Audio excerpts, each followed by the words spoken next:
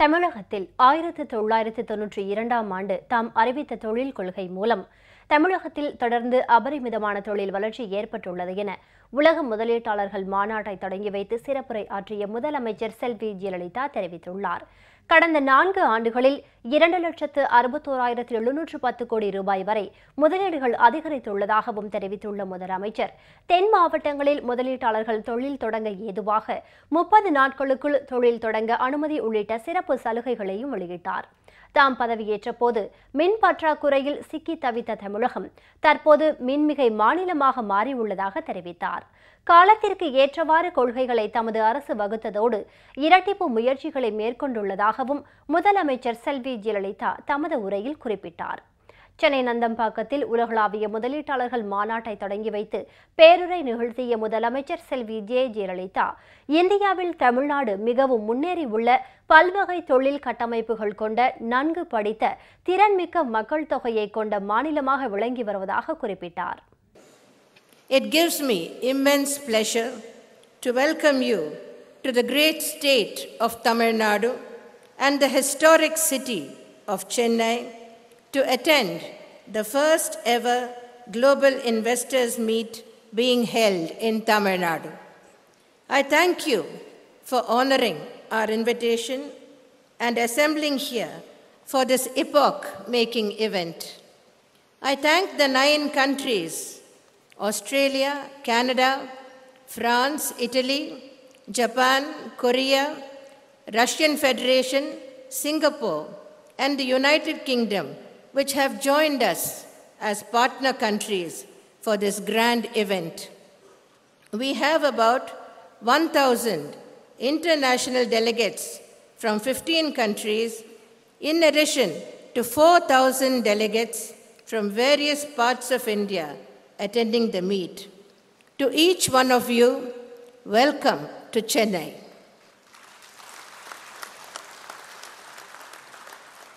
Tamil Nadu is known to be one of the most advanced, progressive, and competitive states of India, with a very diversified industrial base, strong fundamentals, and above all, a well-educated and skilled population. The state holds the leading position in a number of industries in India: textiles, leather, automobiles and auto components, heavy and light engineering, electronics manufacture, information technology and information technology-enabled services, and healthcare. The share of our services sector in the economy is one of the highest in India. Tamil Nadu attracts the 3rd highest foreign direct investment in the country. A significant portion of the foreign investment made in Tamil Nadu is counted against some other states, since the Indian head offices of the foreign companies are located there. When these statistics are cited, I am often asked the question, why do you need to host a global investors meet? The answer is simple. I do not believe in resting on my laurels. We have still higher goals to reach. I had launched the Vision Tamil Nadu 2023 3 years ago. My goal is to ensure that Tamil Nadu's per capita income reaches that of upper middle income countries by 2023. The people of this state must have access to infrastructure and services comparable to the best available anywhere in the world.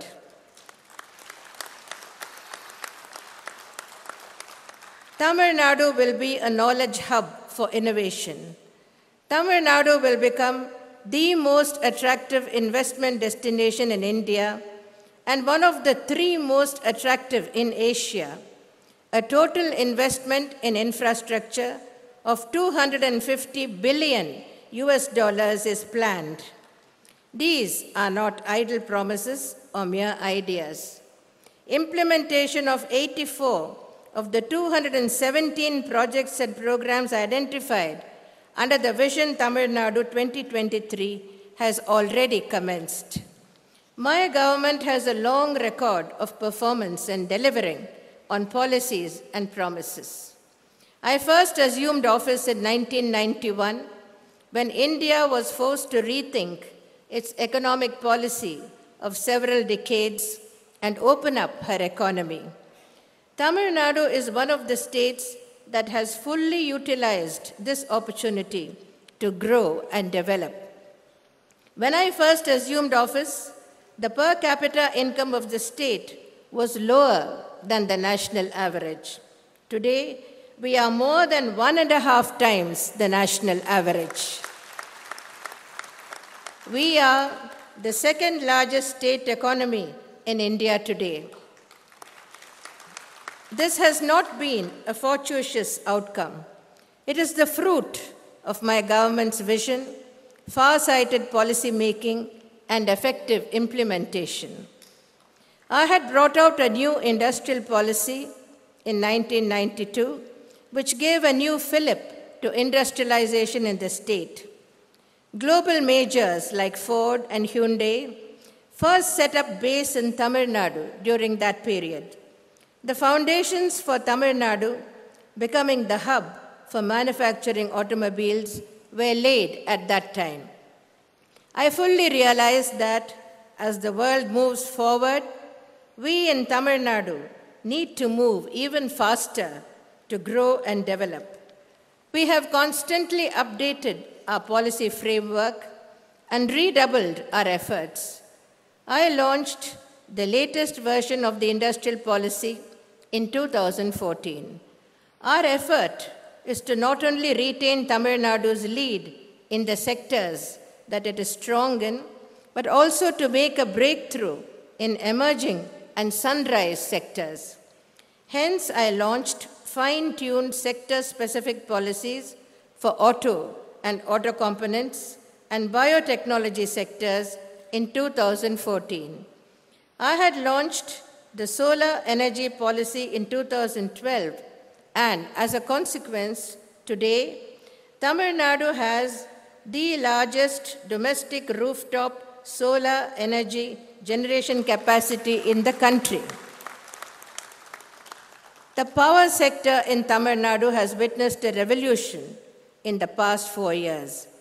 Chronic power shortages were a legacy bequeathed to me when I assumed office in May 2011. Today, we have completely eliminated power shortages, and Tamil Nadu is on the verge of becoming a power surplus state.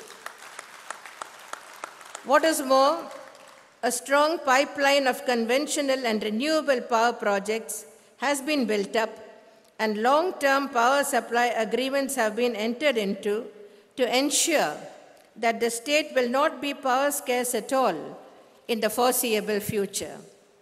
I am often asked the question, how is it that when normally governments are either characterized as business-friendly or welfare-oriented in Tamil Nadu, we have managed to be both business-friendly and welfare-oriented. This is no accident. Tamil Nadu's attractiveness as an investment destination lies in its strong human development indicators. These arise from my government's sustained investment in the social sectors, education, healthcare, and support for the most vulnerable sections.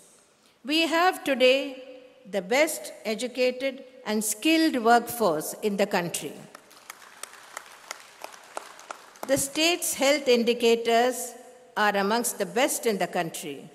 Industries in the state enjoy the social peace dividend, which is the outcome of our policies. Industrial relations in Tamil Nadu are amongst the most orderly and peaceful in the country. Tamil Nadu has created its own growth model that is inclusive and, as I often say, offers everything for everyone. Tamil Nadu has the largest number of factories and largest employment in industry of close to 2 million persons amongst all the states in India.